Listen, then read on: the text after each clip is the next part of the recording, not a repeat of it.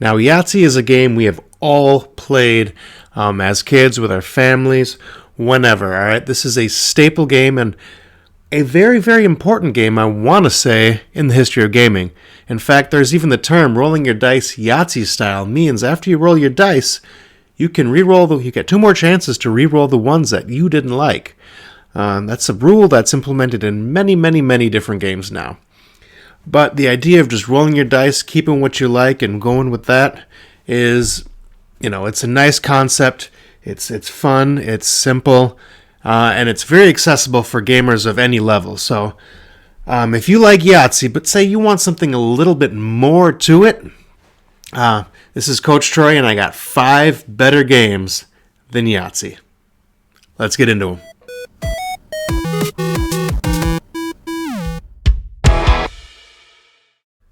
Now, if you like rolling dice and marking things off on your score sheet, but the idea of going around the table and everyone taking their individual turns is kind of boring to you, then I must suggest Qwixx. In Qwixx, everyone has their own individual pad here with numbers going from 12 to 2 or from 2 to 12 depending on the color.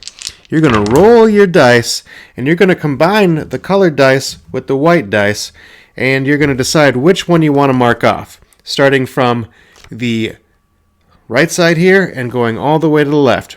Once you mark one off, you can't go back. So if I mark off a 9, I can't come back here and mark off the blue 12. All right. Now, the way this gets a little more interactive is with these white dice, while you are looking to combine them with the colored dice, everyone else on the table can decide whether or not they want to combine the 2 white dice and mark that off their sheet. So even when it's not your turn, you're still watching and you're still playing. This is a pretty fun game. My girlfriend really likes it. It comes in a nice small box. You can get a deluxe version that actually has all the score pads with the erasable markers. I used to have that, but I downgraded to this one because it's just a little easier to travel with, and this is a nice traveling game. All right, for all you Johnny Depp Pirates of the Caribbean fans, we've got Pirates Dice, Liar's Dice, Bunco, whatever version you get, you can still find it all over the place with different themes and whatnot. But it was in the movie. And what you're going to do is everyone's going to have a cup full of dice, and you're going to shake them up. This is a loud game, so, if it's a noise-sensitive room, you're probably not going to break this one out. All right? Even Fiona wants to get on this. You're going to shake up your dice. You're going to put them on the table. You're going to move your cat. You're going to look at your dice. Keep it a secret from everybody else.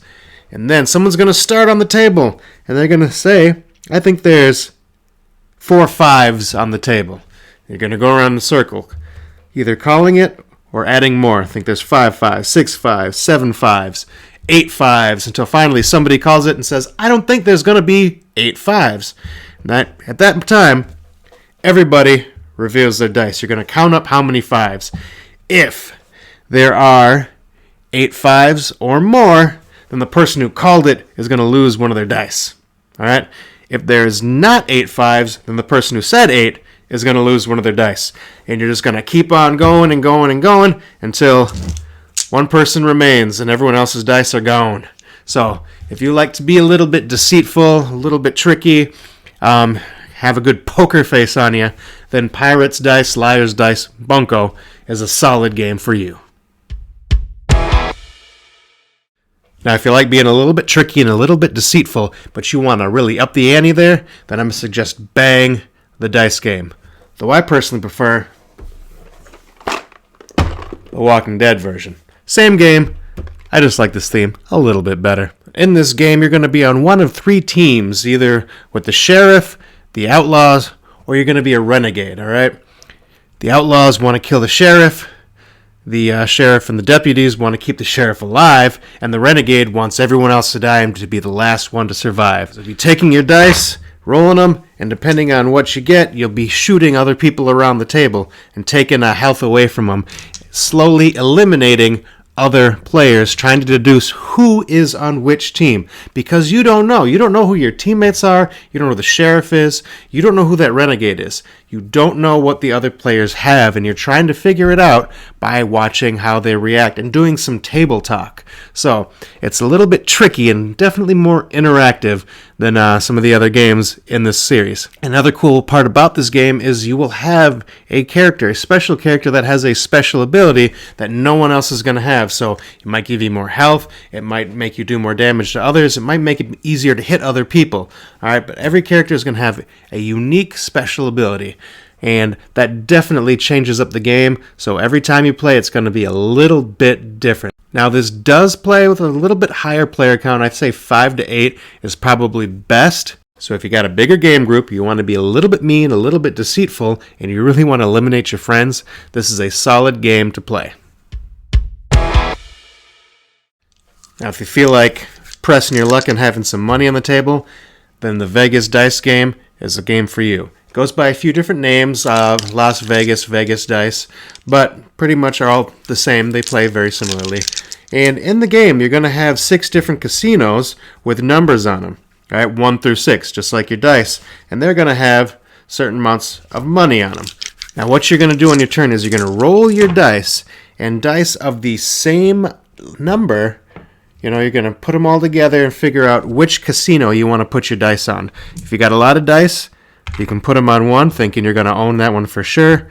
If you got just one you want to set over on one, you can do that. But you want to be careful. You usually want to get 2 casinos each round, all right? Because then other players are going to go and they're going to start adding dice on there, as they play.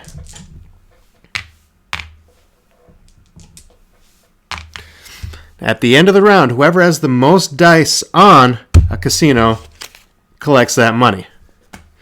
Now, if there's ever a tie of dice, then the second highest amount of dice gets the money.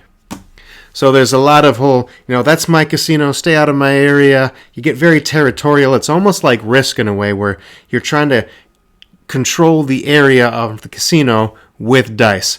This is a game that's a lot of fun. Super easy to learn, play over 3 rounds. Definitely exciting. There's some big rolls, especially at the end, and there's lots of hurt feelings when someone comes in and takes over your casino that you've been working on. Anyway, one of my favorite games, one of my girlfriend's favorite games. Great for a group of people, about 4 or 5. Vegas Dice. Now, before I go to my number 1, here's a couple of honorable mentions. Now, this is Sharpshooters. If you can find this game usually at a thrift store. I don't think they really sell it anymore, but this is a fantastic game. It's usually pretty cheap, a couple bucks at a Goodwill, and you'll have a great time. In Sharpshooters, you're going to roll your dice, and you're going to look over here. You have to put down dice on one of these rows. You have to decide where you're going to go, what you're going to do, how many you're going to put on there. You can just put down 1, or you can put down as many as you have on there and try to get close to this end here. Now this is the push your luck, because whoever gets the last one on there is going to get the points for that. There are some negatives in here as well, like if you're to finish all these 5s, you're going to lose 40 points. But if you finish these 6s, you're going to gain 40 points. You're going to take turns rolling, and you got to be careful because you don't want to set up the next player. If you get too far along a track, and then all they got to do is get 1 6, and they get those points. At the same time, if you have no other options, and those 5s are there, and you roll a 5, you have to put it on if you got it. So you can also set people up for failure. Just hope it doesn't come back around and bite you in the butt. So if you really like that casino feel and that push your luck, and like playing with poker chips, Sharpshooters is an awesome game. I highly recommend it. Now, if you want to be a little more interactive and a little bit more mean, and you actually want to have some skill when throwing the dice, I've got a dexterity game here in Tumbling Dice. Now, in this game, you're actually going to be playing on a ramp like so, checking this thing out here. And every player is going to get their own colored die, and you're going to roll it down the ramp starting at the top. Now, depending on what pip is right side up and where it is on the ladder, you're going to get points for that. But at the same time, as you're taking turns, you can try to knock off other players' dice. So if they got a 6-sider up on the ×4 on the bottom there, you're definitely want to do something about it. So you can try to knock their die off where they get no points for it at all. You're going to take turns going through, play through a few rounds. Again, if you want to be a little bit more mean and a little bit more physically interactive, Tumblin Dice is a good game. Now, if you really like the idea of just kind of having your own project that you're working on and you don't want any interference from other players, then Silver and Gold is a solid game. Though this is not a dice game, there's no dice. Instead, you're using cards. So, you're going to draft different island cards like so, and as you're playing, you're going to flip over this deck here, which is going to contain almost like Tetris-style pieces, and you're going to try to figure out how to put them into your island. And you're going to get points for filling up islands, for crossing off certain things, for blotting out trees, and for getting different combinations in the corner. So lots of different ways to get points, but you're just kind of working on your own project. You're not really interfering with each other. But knowing the deck and what cards are done and what ones might be coming out, it'll kind of help you plan. So it's a little more thinky than Yahtzee, and you can game a little better. It's not just pure luck, although luck definitely does play a factor in it. But if you like that kind of game and you just want to work on your own little project without interference from other players who are trying to mess you up and ruin your day, then Silver and Gold is a solid game for you. Now, I'm sure most of you already guessed it, but the number one game is going to be King of Tokyo, all right? You got to be a little bit mean-spirited for this one, but in this game, you are going to be different monsters battling for control over Tokyo. Two ways to win. You either get them 20 points, or you knock out all the other monsters, which in my opinion is the real way to win this game. And to do that, you roll dice, Yahtzee style. You roll your dice, keep the ones you like, re-roll the ones you don't until you get 2 chances for that.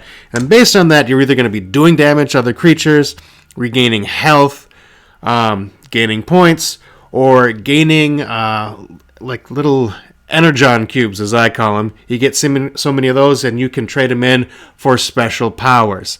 So it might seem like there's a lot going on in this game, but it's actually extremely simple. Like I said, it is a mean game, though, because you are going to be eliminating other players on the table. But just because you're eliminated doesn't mean it's not fun anymore. I mean, I know if I get eliminated, I like to sit and watch the rest of the game and really root against whoever knocked me out. This is a super fun game. Like I said, though, it's going to be a little bit mean, so you got to be okay with that. But what other game is going to allow you to be a knockoff version of Godzilla or King Kong? All right, and there are expansions, so you can get more to this game. And there's all kinds of different monster packs you can get as well. So if there's certain monsters you like, you can be Cthulhu. You can be a Christmas tree monster. You know, there's all kinds of different monsters that you can add to this game, so you can find the one that you like. This version, I think, is the oldest one. There's newer versions of it as well. So there's lots for this game, and in my opinion, is the most fun Yahtzee-style game on the market. It's a little older, but nothing, in my opinion, has surpassed this game. So if you want to have some fun, beat up your friends, be a little bit mean, be a King Kong monster, well, King of Tokyo is the best Yahtzee-style game out there. Check it out. Anyway, what do you think? Are there any other games that you would recommend to me that I should try? Or what is your favorite Yahtzee-style game? Or maybe is it just Yahtzee? Let me know. This is Coach Troy, and I'll see y'all next time. If you enjoyed that video, feel free to subscribe. If you're interested in my other hobbies of fitness or retro gaming, check out my other channels. Anyways, this is Coach Troy. I'll see y'all next time.